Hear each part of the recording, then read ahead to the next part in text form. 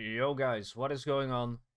I just put it on my PC and turned on the game for the first time in 2 days, I think. And I just saw that there's a new version of the game, like a new patch.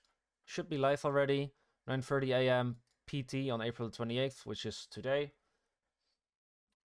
As normally, you can always check if you have the recent hotfix installed by the new screen in game on the main menu or the pause button menu for the article with the version number listed above.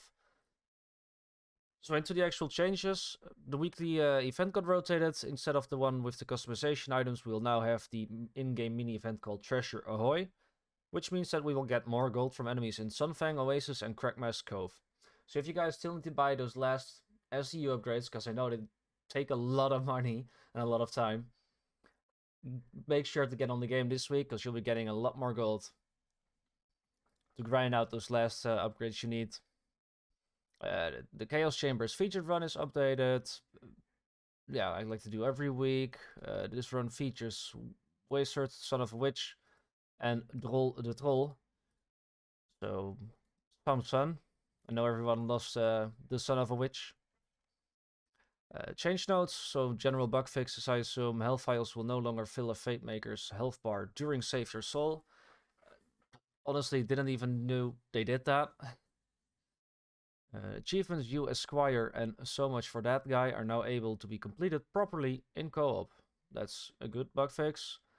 Trim in Sunfang Oasis has been repainted to be prettier for Fate Makers. Now, I'm not quite sure what they mean with this one, but I assume it's just a visual update, so it's always good. Cultist Leader no longer sounds like a member of the Bone Army. That seems to me like they just changed his voice, which won't really affect anything, but it's still a good change. So the donkey, they changed quite a bit. The base damage is no longer treated as if it was firing an extra projectile. And the individual saw blades will now deal 5% increased damage instead of 1% increased damage. And the saw blade duration has been decreased from 4 seconds to 1 second.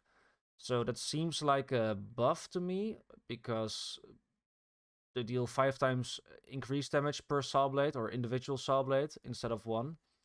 But the duration got decreased by 4, so that's already a buff. And then they also increased the damage scaling by 60%.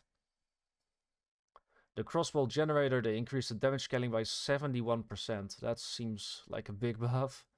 And then they increased the ricochet damage scaling by 32%. Fix an issue where crossbow generator would not roll with barrel mod parts.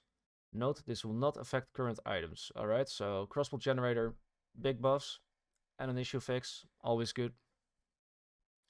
The manual transmission, sped up mode swap speed by 20%, increased damage scaling by 15%, and increased minimum fire rate by 30%. The initial fire rate starts faster to do damage sooner.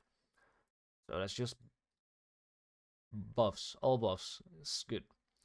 Rogue Imp, damage scaling is now correctly treated as if it fires an additional projectile and adjusted damage scaling by 18.4%. Now this one says adjusted, not increased or decreased, so I'm not quite sure if that's a buff or it's a nerf. So I guess we'll just have to test it in game to see what it actually is. And for the Thunder Anima, they addressed an issue that was causing the gun not to be treated as an assault rifle. This change results in a 25% increase to the base weapon damage, and will also cause stats on items that affect assault rifles to properly apply to Thunder Anima.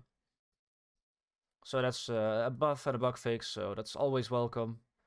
So yeah, that's a quick short rundown of the patch. Thank you guys for checking the video, and I'll see you later.